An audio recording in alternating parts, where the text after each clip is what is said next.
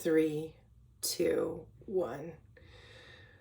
So, I just had a question from a colleague of mine that said to me, how do we respect and listen to others who have opinions that are wildly different than ours? And anybody who knows me knows that I always work from what I know, which is my own life, my own work with clients, and my own experience. So let me start with a story. About 10 days ago during Juneteenth, I wrote an email and a Instagram post that was called Juneteenth, How White People Can Honor This Holiday.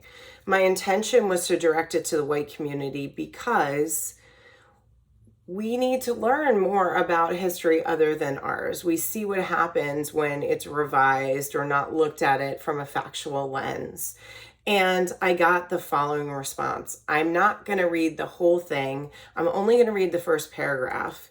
And then I'm going to respond on how you can respect somebody else. Okay, so the person says, "Hello, Kelly. From a white mother's perspective, this is a terrible concept and name for anything." Now, the name was Juneteenth, How White People Can Honor This Holiday.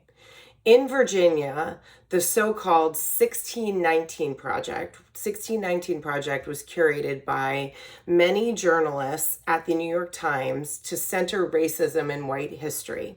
Okay, so that's what she was referring to.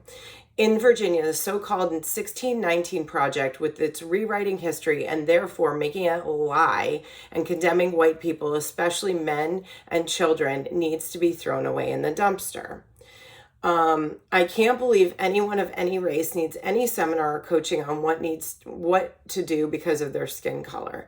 I would be happy to hear your opinion and the basis behind this email before I make a judgment call on it. Facts are that Black people have not lost any more lives to police brutality than any other race. You are being duped by a communist regime seeking to control everyone. This is sad and ludicrous, ! Have a wonderful day, ! Okay, so I have made it a practice to listen to people who disagree with me. Okay, why? Because I want to make sure that as a leader, I'm not missing any angle, and my biases, and whether unconscious or conscious, are not cutting me off from some knowledge that could make me a better leader, or awarenesses, right? When people start off with a judgment, okay, this is a terrible concept and name for everything, I feel myself shutting down. And I also know that the judgment has already been passed. So I have to make a decision as a leader. Is this worth my energy to work with somebody or discuss with somebody who obviously is staunch in their values and beliefs in order to convince them otherwise or change them? And my answer was no.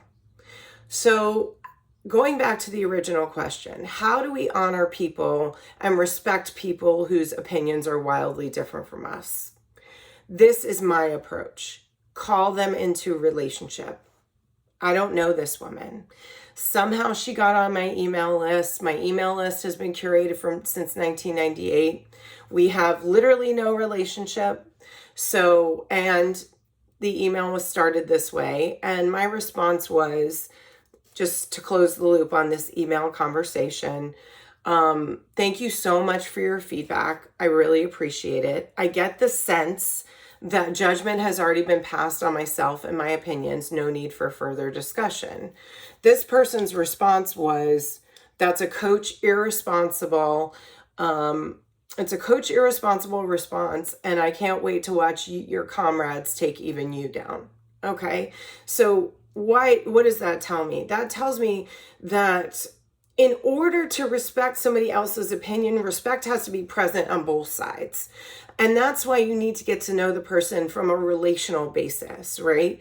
Even if you get to know them, it still may not change your mind and you still may not respect them. But I think what we need to do as a society is start practicing listening, right? And not starting from a place of defense.